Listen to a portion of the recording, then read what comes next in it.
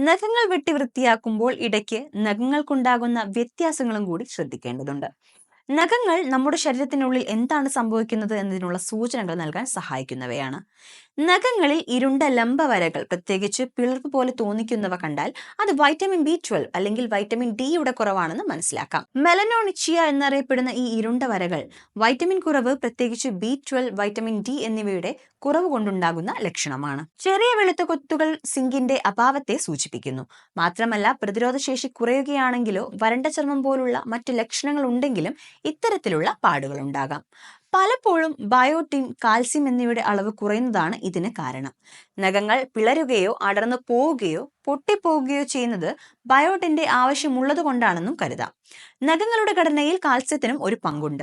ഇടയ്ക്കിടെയുള്ള nail പോളിഷുകളുടെയും മറ്റും ഉപയോഗം നഖങ്ങൾ സംരക്ഷിക്കാതിരിക്കുന്നത് ഇക്കാരണങ്ങളൊക്കെ തന്നെ നഖങ്ങൾ പൊട്ടിപ്പോകാൻ കാരണമാകുന്നു. മഞ്ഞ നഖങ്ങൾ പലപ്പോഴും ഫംഗസ് അണുബാധയെയോ പുകവലിയുടെ അനന്തരഫലത്തെയോ സൂചിപ്പിക്കുന്നു. എന്നാൽ സ്ഥിരമായ മഞ്ഞ നിറം ശ്വസന പ്രശ്നങ്ങളെയോ പ്രമേഹത്തെയോ സൂചിപ്പിച്ചേക്കാം.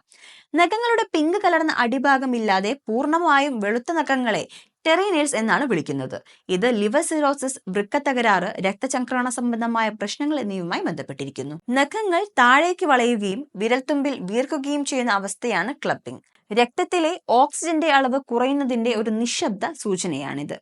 ബ്രോങ്കൈറ്റിസ്, ഹൃദയ സംബന്ധമായ പ്രശ്നങ്ങൾ അല്ലെങ്കിൽ കരൾ രോഗം പോലുള്ള അവസ്ഥകളിൽ ഇങ്ങനെ ഉണ്ടാകാം. നീല കലർന്നതോ വയലറ്റ് നിറമോ ഉള്ള നഖങ്ങൾ രക്തചംക്രമണം മോശമായതിനെയോ ഓക്സിജന്റെ അളവ് കുറയുന്നതിനെയോ സൂചിപ്പിക്കാം. ആസ്മ ഉള്ളവർക്കോ COPD ഉള്ളവർക്കോ ഹൃദയ സംബന്ധമായ പ്രശ്നങ്ങൾ ഉള്ളവർക്കോ ഇങ്ങനെയൊക്കെ സംഭവിക്കാം. സ്പൂൺ ആകൃതിയിലുള്ള നഖങ്ങൾ ഇരുമ്പിന്റെ അംശം കുറവുള്ളവരിലാണ് സാധാരണയായി കാണപ്പെടുന്നത്. നഖങ്ങൾ ഉള്ളിലേക്ക് താഴുകയും സ്പൂൺ പോലുള്ള വളവ് രൂപപ്പെടുകയും ചെയ്യുന്നത് പലപ്പോഴും ഇരുമ്പിന്റെ അംശം കുറയുന്ന വിളർച്ചയെ സൂചിപ്പിക്കുന്നു.